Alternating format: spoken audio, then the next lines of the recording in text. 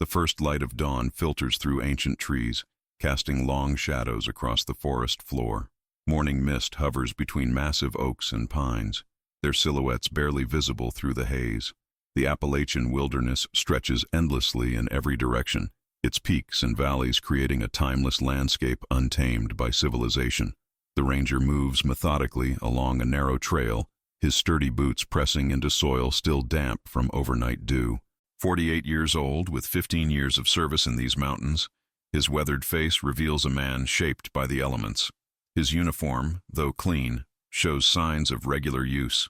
Small tears professionally mended, fabric faded in places from countless hours under the sun. He pauses, inhaling deeply, filling his lungs with the earthy scent of decomposing leaves and pine. This ritual, performed countless times over his career, centers him. The forest has been both his profession and his sanctuary since he left the chaos of his previous life behind. Some mornings, when the mist hangs just right between the trees, you can almost forget there's a world beyond these mountains. He continues his patrol, checking trail markers and noting areas where spring rains have caused minor erosion. His trained eye catalogs these details automatically, part of the responsibility he carries for this section of forest. The ranger's radio crackles occasionally with routine communications from headquarters. These interruptions from the outside world seem almost intrusive in the morning quiet. He keeps the volume low, a compromise between duty and his preference for solitude. 15 years ago, after the accident that claimed his brother, he'd retreated to these mountains, seeking escape. Instead, he found purpose. His wife and teenage daughter remain in the small town 30 miles away, close enough to visit weekly, distant enough to give him the space he needs. This arrangement, unconventional as it might seem to others, has brought him a measure of peace he never thought possible. Something catches his attention, a stillness that doesn't belong. The ranger freezes, listening. The forest has gone quiet. No bird song, no rustling of small creatures in the underbrush. Even the wind seems to have died away. He scans the surrounding trees, his hand instinctively moving to the radio at his belt. After a moment, a lone crow calls in the distance, followed by the familiar chatter of a squirrel. The forest resumes its morning symphony, but the momentary silence leaves him unsettled. The ranger checks his watch, 8:17 a.m. He consults his worn topographical map, confirming his location against landmarks. He's in the northeastern quadrant of his patrol zone, an area less frequented by hikers due to its rugged terrain, perfect for his planned survey of spring vegetation growth. As he moves deeper into the forest, he notices other subtle anomalies. A deer trail veers suddenly, inexplicably away from a natural clearing. Claw marks on trees appear fresher, more frantic than the normal territorial scrapings of bears. The forest floor shows signs of disturbed undergrowth in patterns that don't match typical wildlife movement. The ranger makes mental notes of these observations, considering possible explanations. Perhaps a predator had moved through recently, disrupting the normal patterns. Or maybe illegal hunters were active in the area again. He'd need to document this and report back to the station later. The air grows noticeably cooler as he ascends a gentle slope, the trees growing denser around him. Their branches intertwine overhead, filtering the morning sun into dappled patterns on the ground. He checks his GPS unit, confirming he's still on course, though this particular section doesn't appear on any official hiking maps. Too rugged, too remote for casual visitors. His thoughts drift to the upcoming weekend. His daughter's high school graduation is approaching, and with it, decisions about her future. College applications, scholarship forms, paperwork that seems so distant from this primeval landscape. He's proud of her determination, her intelligence. She's stronger than he ever was at that age. A fallen tree blocks his path, its massive trunk splintered near the base. The break looks recent, the exposed wood still pale and fresh. No storm had passed through recently that could explain it. The ranger circles the obstacle, examining the jagged edge of the break. It doesn't match the clean cut of a chainsaw, nor the gnawing of beavers. The wood appears almost torn. He snaps a few photos with his digital camera, standard procedure for documenting unusual forest conditions. As he steps over the trunk, his boot slips on something viscous. Steadying himself against the fallen tree, he looks down. A dark, oily substance coats the forest floor beneath the trunk, puddling in the depression left by the fallen giant. The ranger frowns, removing a sample vial from his pack. Oil spills are rare in this remote area, but not unheard of. Old mining operations had scarred these mountains decades before conservation efforts reclaimed them. A thin mist begins to rise from the ground as the morning sun warms the forest. Through this ethereal veil, something catches his eye. A structure, barely visible through the trees ahead, where no structure should be. The ranger pauses, confused. He knows every inch of this territory. This section hasn't seen development since the logging operations ceased in the 1950s. He checks his GPS again, confirming his location. According to the digital map, he's standing in untouched forest, miles from any registered building or campsite. Curiosity overrides caution. He advances slowly, pushing through dense undergrowth. With each step, the structure comes into clearer focus. A cabin, small and weathered, its wooden walls darkened by age and elements. The roof sags in the middle, layered with decades of fallen leaves and pine needles. Nature has nearly reclaimed it, with vines crawling up its walls and saplings growing alongside its foundation. The ranger approaches warily, camera ready to document this unexpected discovery. The cabin appears ancient, possibly dating back to before the area was designated as protected forest land, an overlooked relic from a bygone era. He circles the structure, noting details with professional precision. No windows remain intact, just empty frames like hollow eyes staring into the forest. The porch has partially collapsed, wooden planks rotted through and sagging toward the earth. No smoke rises from the crumbling chimney, no signs of recent habitation visible. Yet something feels wrong. The stillness has returned, more pronounced around the cabin. No birds sing here, no insects buzz. The very air feels heavy, reluctant to enter his lungs. The hair on the back of his neck stands on end, a primal warning he can't explain. Despite 15 years of experience in these mountains, the ranger has never encountered anything that raised his instincts quite like this. He reaches for his radio, then hesitates. What would he report? An old cabin, unusual, but not illegal or threatening. His supervisor would think he was wasting time. The ranger approaches the front of the structure, where a door hangs askew on rusted hinges. The wood is weathered gray, but solid beneath his tentative touch. The door doesn't match the age of the cabin, newer, stronger, oddly out of place against the decaying walls. His pulse quickens as he notices scratch marks on the door frame, deep gouges in the wood as if made by something desperate to enter, or perhaps something desperate to escape. The latch appears modern, incongruous against the ancient wood. A padlock, rusted but intact, secures the door. The ranger examines it closely. The rust is superficial, the mechanism underneath surprisingly well maintained. He steps back, capturing photos from various angles. The contrast between the cabin's apparent age and the relatively modern door raises questions he can't answer. Why would anyone secure an abandoned structure in the middle of nowhere? The ranger's hand hovers near the latch. Professional protocol dictates he should document and report, not investigate further without authorization. But something about this cabin, its hidden existence in a forest he thought he knew completely, compels him forward. With a deep breath, he grasps the padlock. To his surprise, it comes loose in his hand, unlocked. The weight of the metal feels wrong in his palm. Too heavy, too cold. He removes it slowly, placing it in his pocket as evidence. The door resists at first, swollen in its frame from years of moisture. He applies his shoulder, pushing steadily until the wood groans and gives way. The hinges protest with a sound like a distant scream echoing through the silent forest.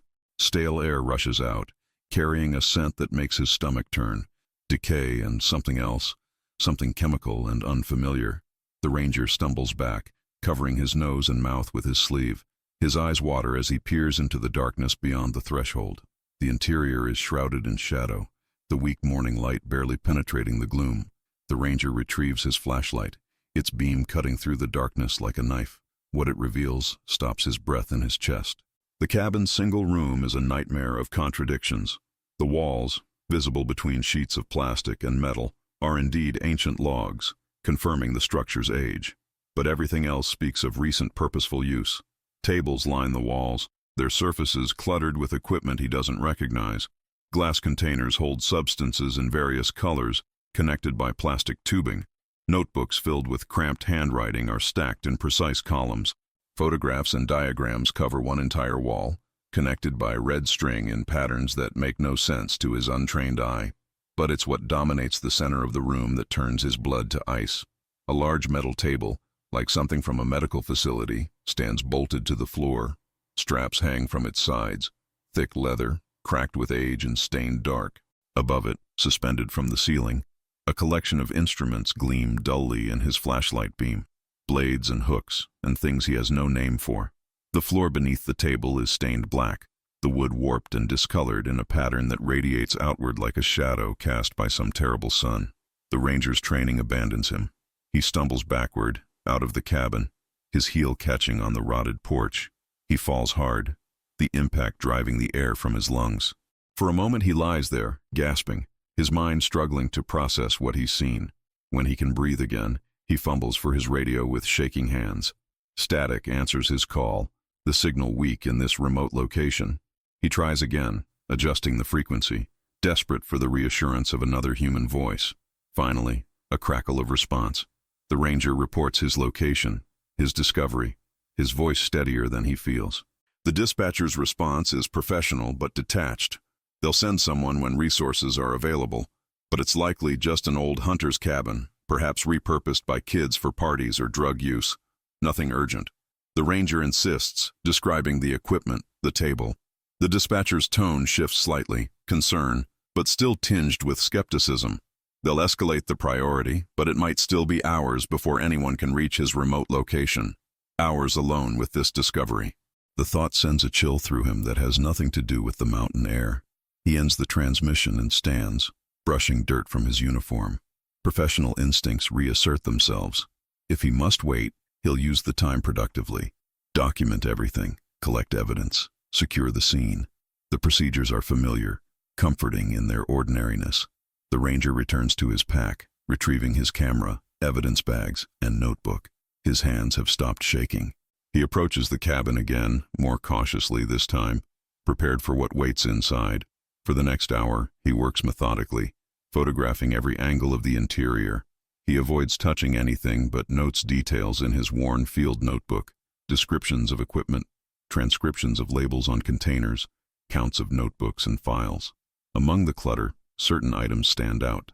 A military-style jacket, far too new to match the cabin's age, hanging on a hook by the door. A collection of IDs and various names, all with the same face. A man the ranger doesn't recognize. A map of the forest with locations marked in red, some corresponding to areas where hikers had reported strange sounds over the past year. Most disturbing is a calendar on the wall, its pages showing the current month. Days are crossed off methodically, leading to a date circled in red just 3 days from now. No annotation explains its significance. The ranger documents each discovery with growing unease. This is beyond his training as a Forest Service employee. This requires law enforcement, perhaps even federal involvement. As he's photographing the wall of connected images and notes, movement outside catches his attention. He freezes, listening. Footsteps, too deliberate to be an animal, too heavy to be the wind. Someone is approaching the cabin. The ranger silently moves to the doorway, peering cautiously around the frame. A figure emerges from the trees, a man in civilian clothes, moving with purpose toward the cabin. Not Forest Service, not local law enforcement. The ranger retreats into the cabin's shadows, hand moving to the service pistol he rarely has cause to use. He watches through a crack in the wall as the stranger pauses, noticing the open door, the signs of disturbance. The man's posture changes, becomes more guarded. He reaches into his jacket, removing something the ranger can't identify at this distance. The stranger advances toward the cabin with new caution, scanning the surrounding forest. The ranger weighs his options. Confront the stranger, identify himself as Forest Service, radio for immediate backup, retreat unseen through the rear of the cabin. Before he can decide, his radio crackles to life, the dispatcher following up on his report. The sound, impossibly loud in the silence, echoes through the cabin and into the clearing beyond. The stranger's head snaps toward the sound. For a moment, ranger and intruder lock eyes through the broken window. Recognition flashes across the stranger's face, not of the ranger personally, but of what he represents. Authority, discovery. The stranger turns and runs, disappearing into the forest with unnatural speed. The ranger bursts through the door, giving chase for several yards before stopping. Pursuing an unknown suspect alone without backup violates every protocol. Instead, he returns to the cabin, radio in hand, reporting the encounter in clipped, professional terms. This time, the dispatcher's response carries appropriate urgency. State police will be notified, agents dispatched immediately. The ranger is instructed to secure the site but not to engage if the suspect returns. He acknowledges the orders, tucking the radio away. With renewed purpose, he retrieves evidence bags from his pack, collecting samples that might identify the cabin's occupant. A discarded coffee cup, a pen with teeth marks, a single boot print preserved in the dust near the door. As he works, his mind races. Who would build this place? What purpose could it serve, hidden deep in protected forest land? The equipment suggests research or experimentation, but of what kind? And why here? Miles from roads or power? The ranger secures the samples in his pack and makes a final sweep of the interior, ensuring he's documented everything of potential value. The answers will come later, he tells himself. His job now is to preserve the scene, wait for authorities, provide his expertise on the forest and its recent history. He steps outside, pulling the door closed behind him. The latch catches with a sound like bones breaking. He replaces the padlock, securing the horrors within until proper authorities arrive. The ranger moves a short distance from the cabin, finding a fallen log suitable for a temporary observation post. From here, he can monitor the structure while maintaining a safe distance should the stranger return. He checks his watch. Not yet noon. Hours to wait before help arrives. The forest around him remains unnaturally quiet, as if holding its breath. The ranger settles in, vigilant, his mind churning with questions that seem to have no rational answers. As he waits, one thought repeats, impossible to dismiss. In 15 years of patrolling these mountains, how had he never stumbled upon this cabin before? And what else might be hiding within the vast wilderness he thought he knew so well? The ranger's hand drifts to his service weapon, finding reassurance in its solid presence. Whatever waits in the coming hours, he'll face it with the same steady resolve that has carried him through 15 years in these ancient mountains. But for the first time in those 15 years, the forest around him no longer feels like home. The first morning light finds the ranger at the county records office, a squat brick building on the outskirts of the small administrative center serving the region. He hadn't slept, the images from the cabin playing behind his eyelids whenever he tried to close them. The night had been spent organizing his photographs, reviewing his notes, and planning his next steps. The county clerk looks up from her computer as the ranger approaches the front desk. Her expression shifts from customer service politeness to mild curiosity at his uniform. Records from before 1970, the ranger says, placing his official ID on the counter. Specifically land surveys and ownership documentation for the northeastern quadrant of the national forest. The clerk nods, professional but unhurried. Most of those haven't been digitized yet.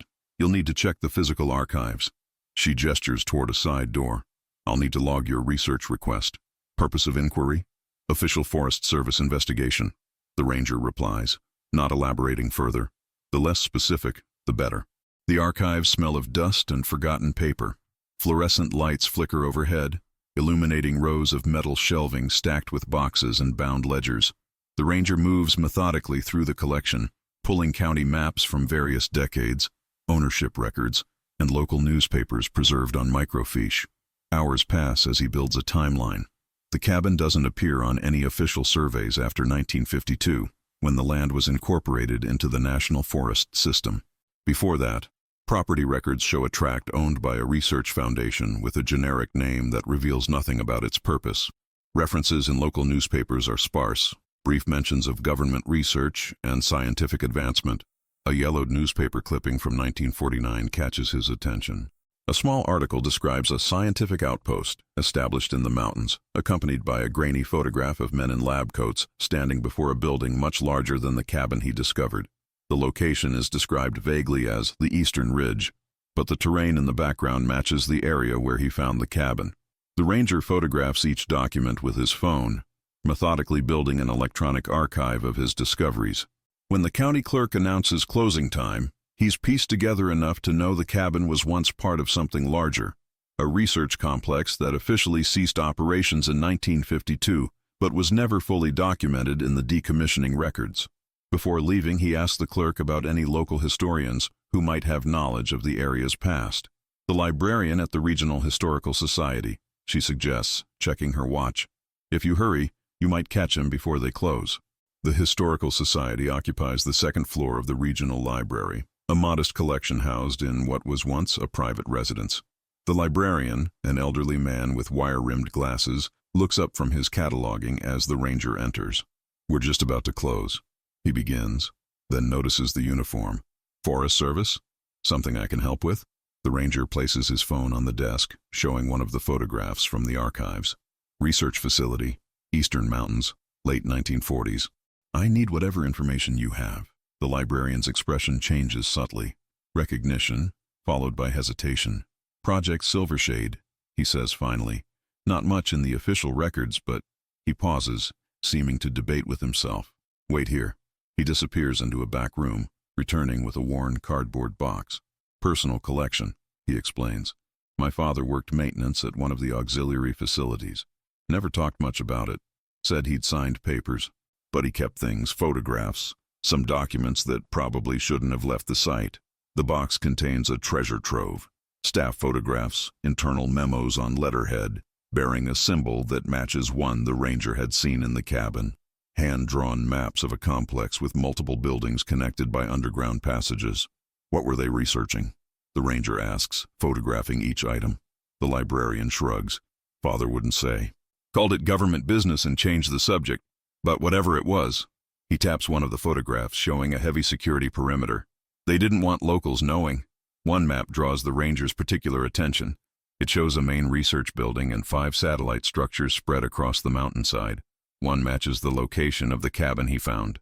"This facility," the ranger points. "Any idea what happened to it?"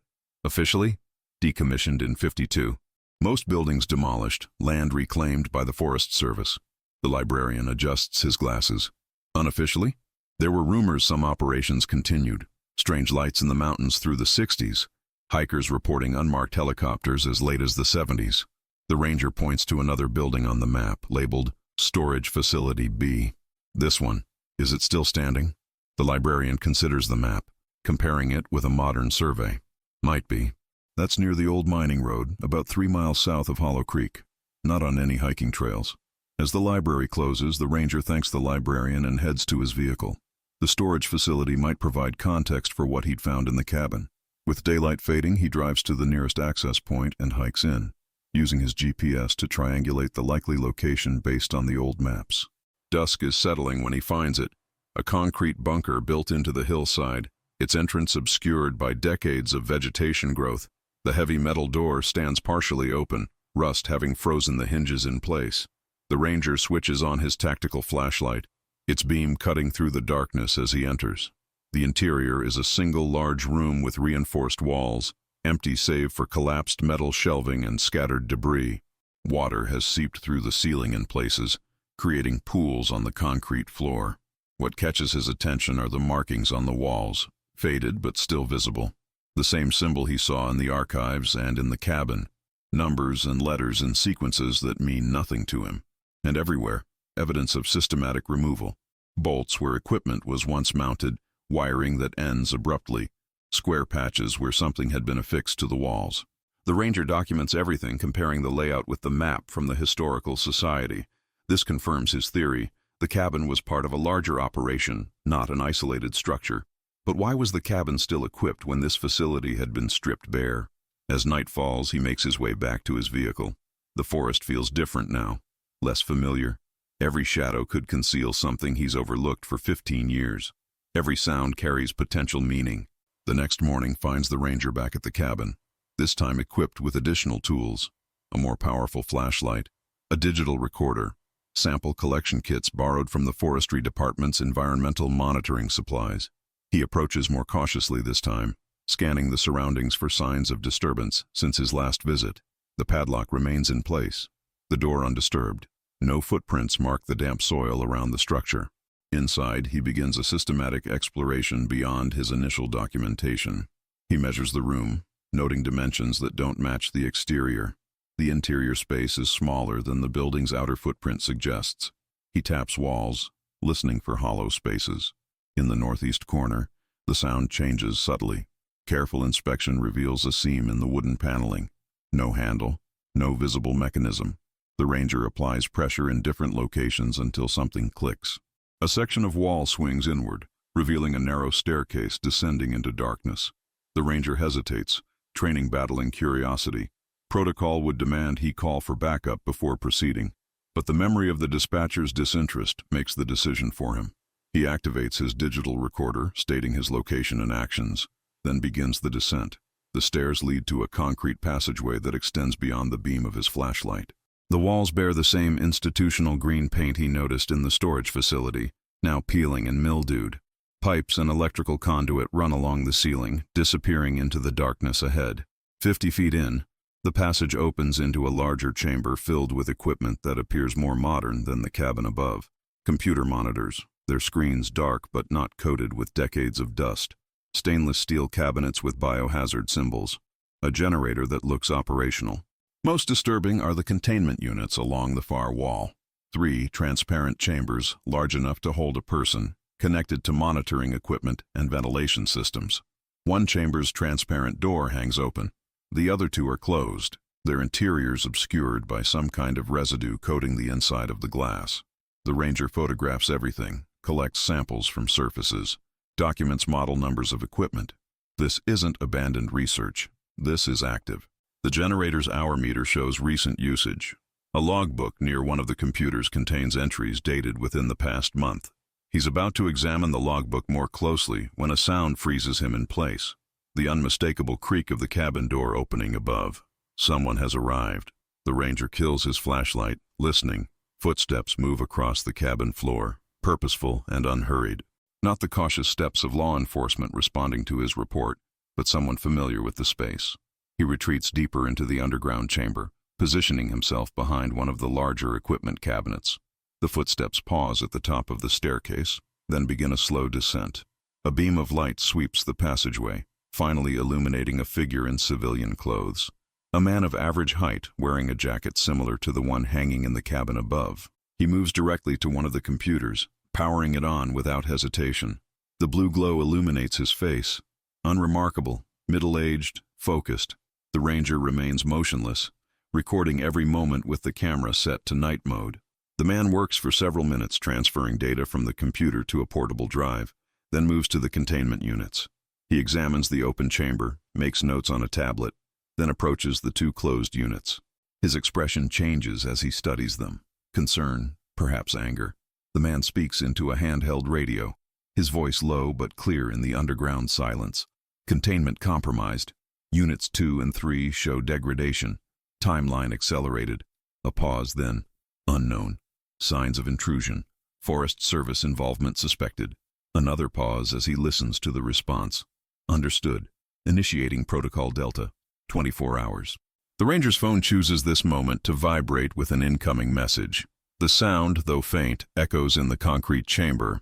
The man spins toward the source, drawing a weapon from inside his jacket. "Federal agent," he calls out. "Identify yourself immediately."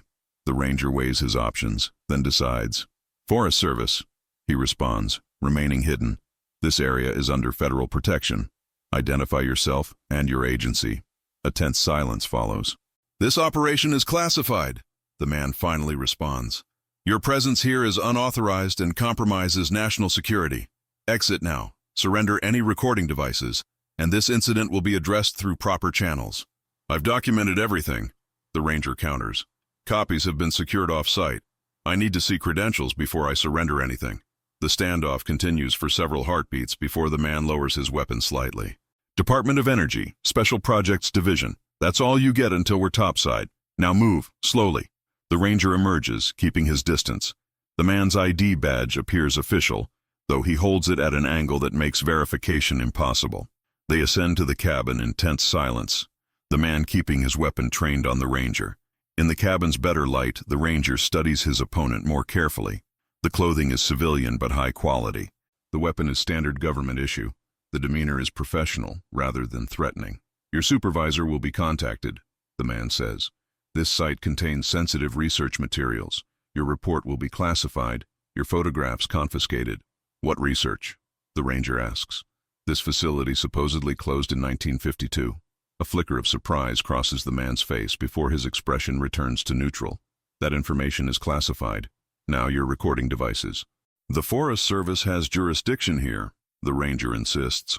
Unless you can provide documentation of a research permit, this installation is unauthorized. The authorization comes from levels above your pay grade, the man responds. Now, final warning.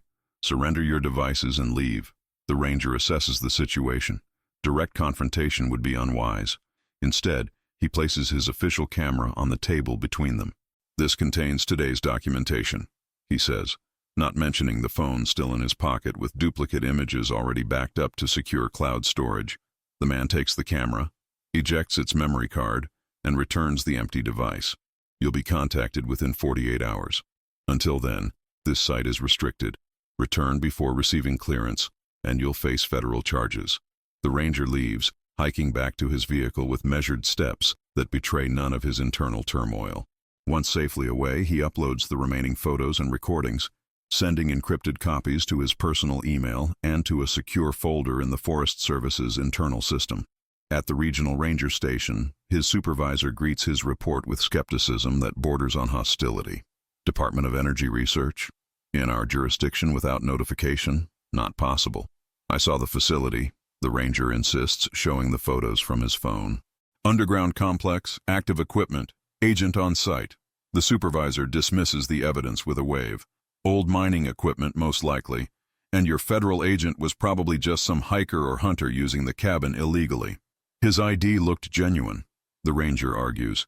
He knew I'd filed a report. Coincidence. The supervisor closes the file. I'm marking this resolved. Abandoned structure, no further action required. The ranger leaves the office, frustration building. In 15 years, he's never had a report dismissed so thoroughly, especially one with photographic evidence. Something is wrong here. Institutional resistance beyond normal bureaucratic inertia. At his desk, he finds an intern from the mapping department hovering nervously. I overheard, the young man says quietly, about the facility in the northeastern quadrant. The ranger looks up, suddenly alert. What about it? The intern glances around, ensuring they're alone. 2 years ago, another ranger filed a similar report. Different location, same response from management. She kept pushing. He hesitates. Transfer request came through a week later. Mandatory reassignment to Alaska. You saw the report? The intern nods. I was digitizing archives. The file was deleted from the system the next day, but I remembered the coordinates. The ranger considers this information. Any other reports like this? 3 that I've seen. All dismissed, all followed by personnel transfers or early retirements.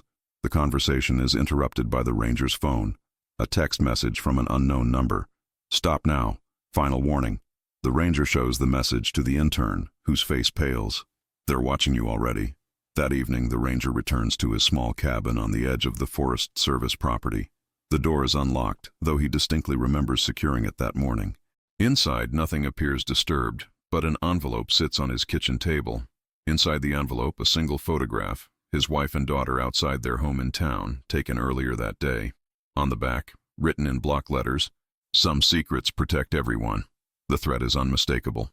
The ranger sits heavily at the table, hands shaking with a combination of fear and anger. They've escalated beyond professional intimidation to personal threat, and somehow they know about his family. Despite his careful separation of work and home life, he spends the night organizing his evidence, creating multiple backups on different devices. By morning, he's made his decision. The local authorities are compromised or intimidated. He needs to go higher. The ranger places a call to the regional office of a national news organization known for investigative reporting. I need to speak with someone who handles government accountability stories, he tells the receptionist. I have evidence of unauthorized federal research facilities in protected forest land. One moment, the receptionist responds. After a brief hold, a new voice comes on the line. Confident, professional, investigative desk. I understand you have a story about federal overreach? Not over the phone, the ranger says. In person, with documentation. I can meet you this afternoon, the journalist offers. Where? The ranger considers, then names a public location in the nearest major city, a place with crowds and security cameras. 3 o'clock. I'll be in uniform. I'll be there, the journalist confirms. Look for the woman with a red laptop bag. The ranger ends the call, a grim determination replacing his earlier uncertainty. Whatever is happening in his forest, whatever threat it poses, he will not be silenced. 15 years of protecting this wilderness has taught him persistence. The truth will emerge, no matter what forces attempt to bury it in the dense shadows of the Appalachian Mountains. The ranger's cabin feels different in the pre-dawn darkness, less a sanctuary, more a vulnerability. He moves efficiently through the small space, gathering equipment selected with careful purpose, his service weapon and extra ammunition, high-powered flashlight with fresh batteries, digital camera, portable GPS tracker with offline maps, emergency medical supplies, and a satellite phone borrowed from the Forestry Department's emergency cache. Each item goes into his backpack methodically, checked and rechecked. He doesn't know what he'll find, but 15 years in the wilderness has taught him to prepare for anything. At his desk, he pauses, looking at the photograph of his wife and daughter. The threat against them burns in his mind, fueling his resolve rather than weakening it. He powers on his personal laptop, positions the webcam, and begins recording. This is my official testimony regarding discoveries made in the northeastern quadrant of the forest, coordinates logged in the attached file. If you're viewing this, I've failed to return as scheduled. He speaks for 10 minutes, documenting everything. The initial discovery of the cabin, the underground facility, the confrontation with the alleged federal agent, the institutional resistance, and the threats. He uploads the video to a secure cloud server with instructions for release if he doesn't check in within 24 hours. The ranger seals an envelope containing a USB drive with copies of all evidence and a handwritten letter. He addresses it to his former training supervisor, now retired but still respected within the service, someone outside the chain of command that had dismissed his reports. His phone vibrates with an incoming text. His wife, sending a good morning message as she does every day, unaware of the danger surrounding them. He responds with practiced normalcy, fighting the urge to warn her. Any deviation from routine might alert whoever is watching them. As dawn breaks, he drives to the regional ranger station, arriving before the regular shift. The only person present is the night dispatcher, bleary-eyed from the overnight shift. Taking personal time today, the ranger informs her, filling out the necessary form. Family matter in the city. The dispatcher nods without interest, logging his absence in the system. The ranger places the sealed envelope in the retired supervisor's mailbox, still maintained for occasional communications. If I don't check in by tomorrow morning, please ensure this reaches him directly, he tells the dispatcher, maintaining a casual tone despite the weight of the request. Outside, he transfers to his personal vehicle, a four-wheel drive SUV better suited for the terrain than his service truck. The meeting with the journalist isn't until afternoon, leaving him time for one final visit to the site. Not for further documentation, he has enough evidence, but to understand the full scope of what's happening in his forest. The road to the nearest access point is empty this early, mist still clinging to the valleys as he drives. He parks at an unmarked fire road, choosing a different approach than his previous visits. A longer hike, but less likely to be monitored.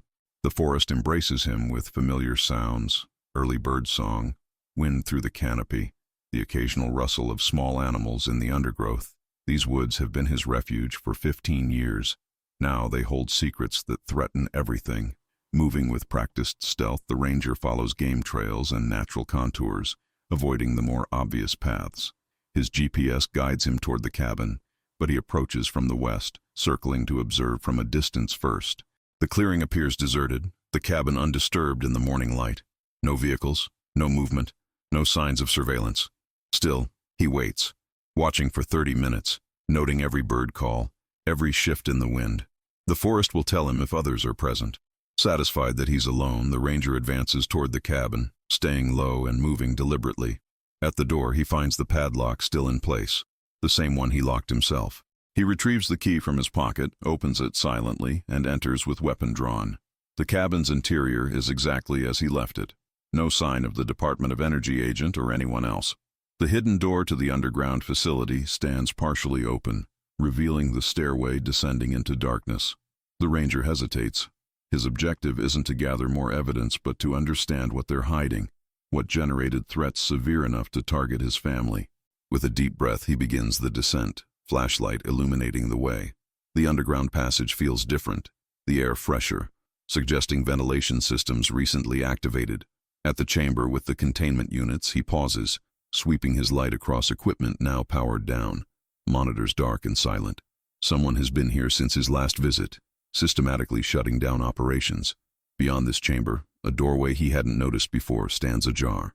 The ranger approaches cautiously, listening for any sound from beyond. Hearing nothing, he pushes the door open to reveal another passageway, this one sloping deeper underground. This new passage is different. Newer construction, better maintained. The walls are smooth concrete, unmarked by the decay evident in the upper levels.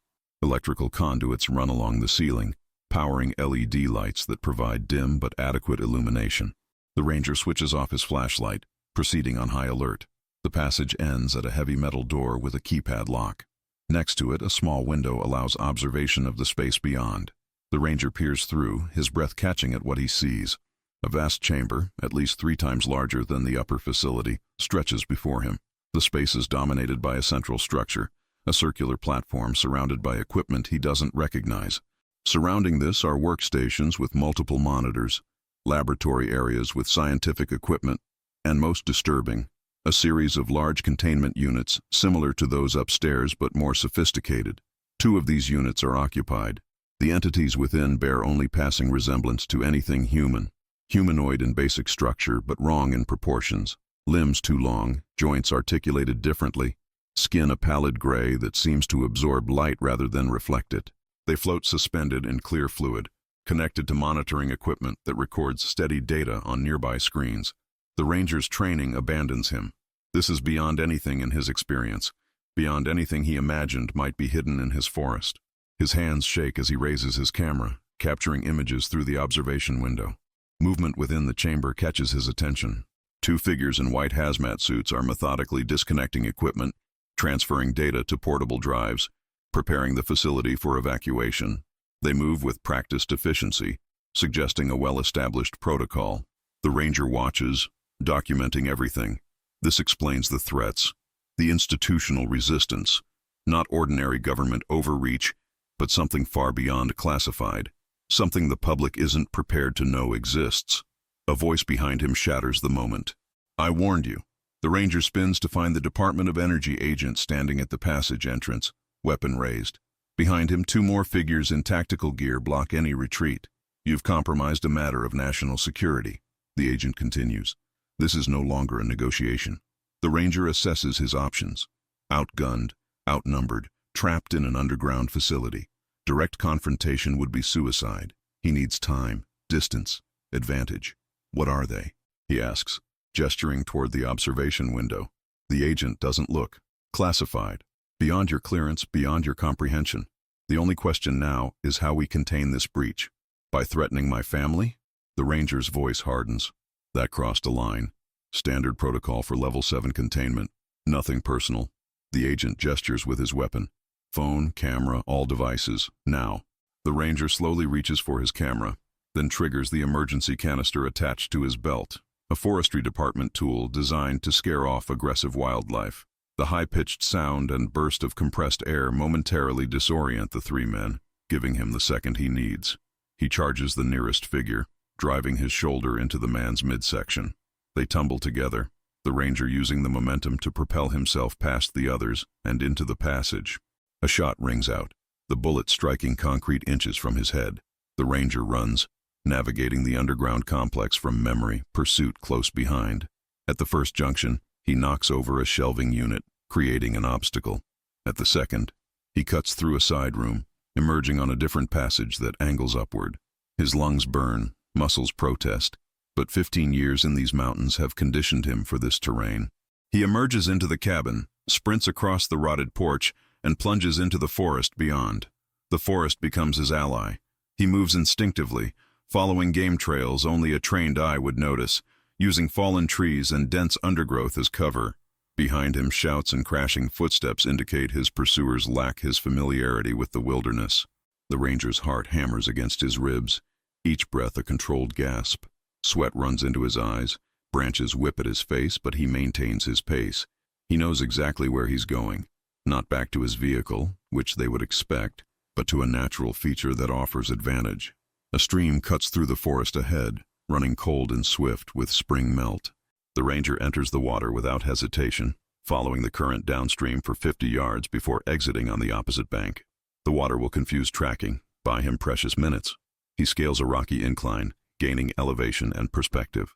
From this vantage, he can see movement in the forest below, The 3 men from the facility, now joined by 2 more, spreading out in a search pattern.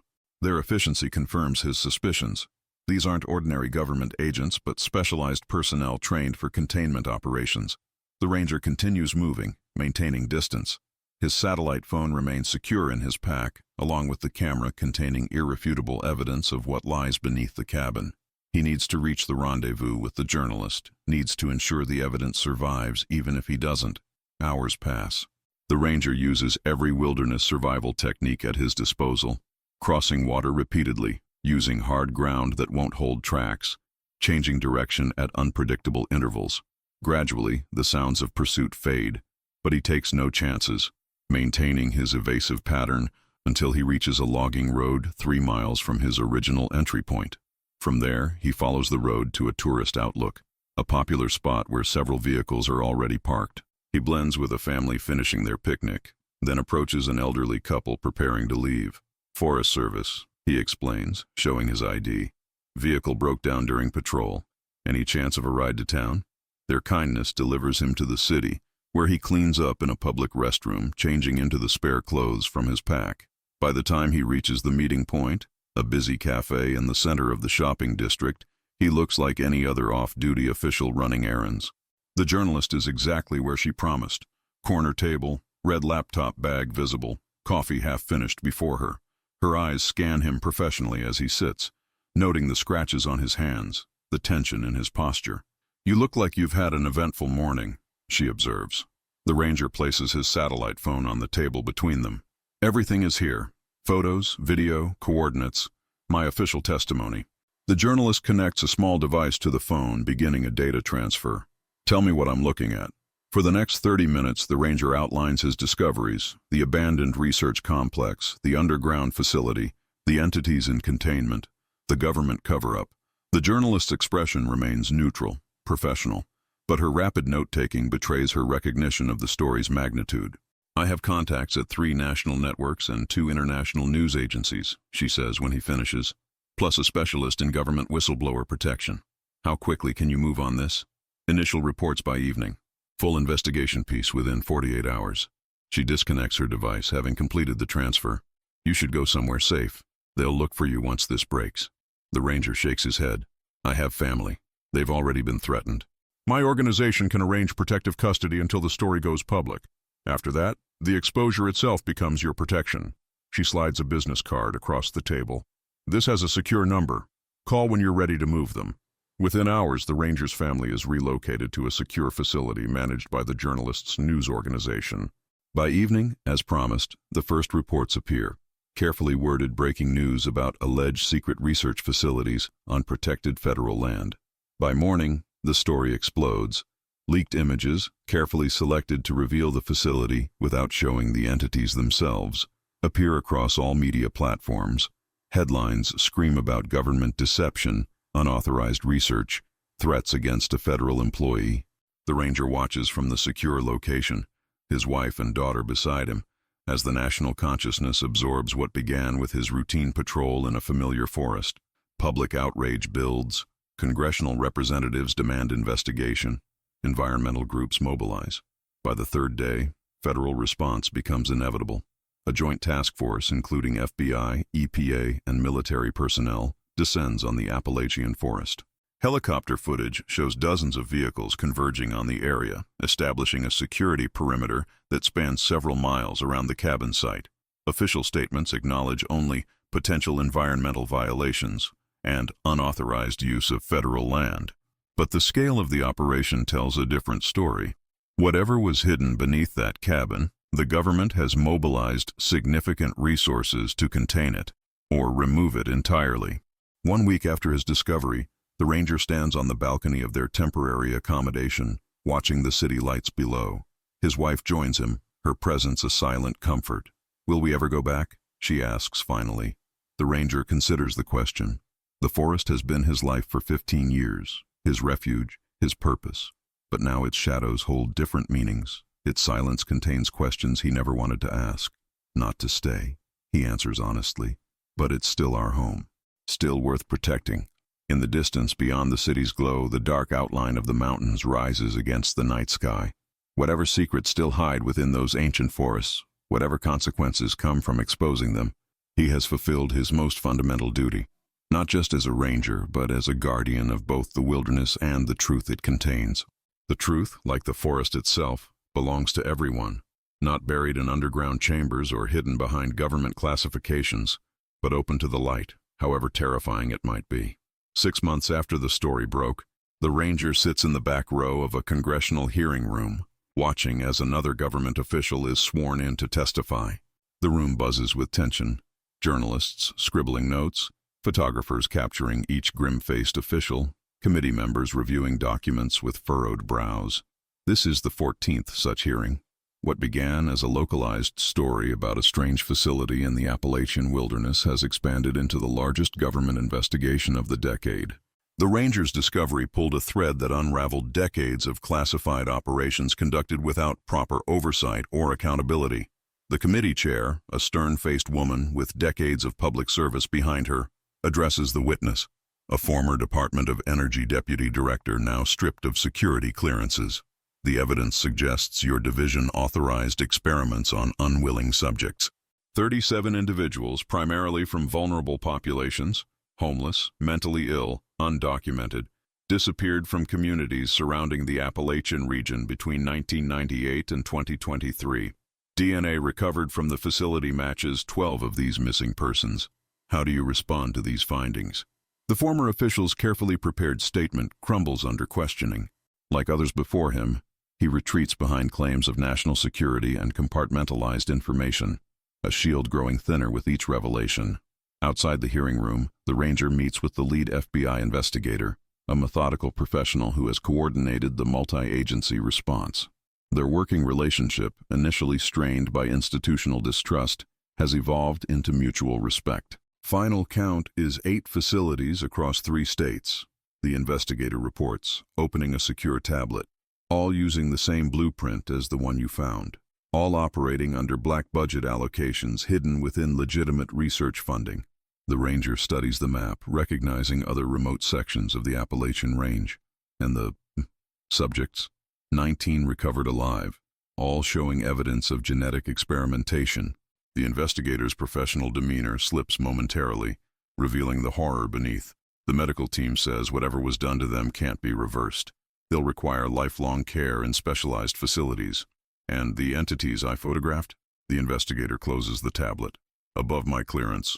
What I can tell you is that 17 people have been arrested so far, including 3 generals, 2 former cabinet undersecretaries, and multiple research scientists. Charges range from kidnapping to human rights violations to misappropriation of government funds. In the months since the story broke, the investigation has expanded beyond the Forest Service's jurisdiction, beyond even domestic concerns. International intelligence agencies have launched parallel investigations into similar sites globally. Treaties governing biological research have been hastily amended, oversight committees formed, whistleblower protections strengthened. The Rangers' small town has transformed as well. Initially overwhelmed by media attention, the community has since become a focal point for activism demanding government transparency. The local economy, previously dependent on tourism and resource extraction, now benefits from an influx of journalists, investigators, and officials. Hotels remain at capacity. Restaurants serve tables of serious-faced people speaking in hushed tones. When the ranger walks through town, conversations pause. People nod in recognition. Some approach to shake his hand. Others maintain respectful distance. He has become a reluctant symbol, the ordinary person who challenged extraordinary power and prevailed. His family has adapted to their new reality with remarkable resilience. His wife, initially devastated by the threats against them, has found purpose in organizing support for families of the victims identified in the investigation. His daughter, now attending university on a full scholarship created in honor of the whistleblower case, calls weekly with updates on her studies in investigative journalism. 2 weeks after the congressional hearings conclude, the ranger receives an official communication. His presence is requested at a ceremony in the state capitol. The governor will present commendations to those instrumental in exposing what media now calls the Appalachian atrocity. The ceremony is held in the grand rotunda of the Capitol building, its marble columns and vaulted ceilings lending gravity to the proceedings. Officials in formal attire, military officers in dress uniforms, and selected media fill the space. The ranger, uncomfortable in his rarely worn dress uniform, stands with other honorees: the journalist who broke the story, the FBI investigator who led the task force, the intern who preserved crucial records, the retired supervisor who ensured the evidence reached proper authorities. The governor approaches the podium, flanked by flags and official seals. Today, we recognize individuals whose courage and integrity revealed crimes committed in darkness, beneath our very feet, hidden by those entrusted with our security. Their actions remind us that true patriotism means holding power accountable, especially when that power operates beyond public sight. When the ranger's name is called, he steps forward to receive the commendation, a simple plaque acknowledging service above and beyond duty. The applause is thunderous, but he feels disconnected from the ceremony, from the symbolic gesture that cannot restore what was lost. In his brief remarks, he redirects attention from himself. This recognition belongs to the victims, those identified and those still unknown. It belongs to every person who questioned authority and was silenced. It belongs to every official who chose truth over career advancement. I simply did what my position required, protected the land and people under my care. At the reception following the ceremony, the ranger stands apart from the networking officials and celebratory conversations. The journalist joins him, champagne flute in hand but untouched. "You never wanted any of this," she observes. "I wanted the truth," the ranger replies. "Not the spotlight. The spotlight fades. The truth remains." She studies him with professional insight. "What happens next for you?" It's a question he's been avoiding. The Forest Service offered him advancement, a supervisory position at regional headquarters, recognition of his valuable contribution, a comfortable desk job far from the field. Other opportunities have emerged as well: private security consulting, book deals, speaking engagements. "I'm returning to the forest," he says finally. "Different district, same work." The journalist raises an eyebrow. "After everything you've seen, everything you know?" "Because of what I've seen, what I know." The ranger looks beyond the opulent surroundings to the mountains visible through distant windows. Someone needs to watch those woods. 1 month later, the ranger begins his new assignment in a different section of the Appalachian range, 50 miles from his previous territory. The regional office called it a lateral transfer with enhanced autonomy, bureaucratic language for increased independence and reduced oversight. His new cabin is larger than the previous one, positioned on a ridge overlooking valleys that stretch to the horizon. His family visits more frequently now, the separation no longer necessary for their emotional equilibrium. The threats have ceased, replaced by the protection that comes with public visibility. The forest here is similar yet distinct, the same species of trees but arranged in different patterns, the same wildlife but following unfamiliar paths. Learning this new territory gives purpose to his daily patrols, mapping mental geography with each ridge, climbed and stream crossed. Yet something has fundamentally changed in his relationship with the wilderness.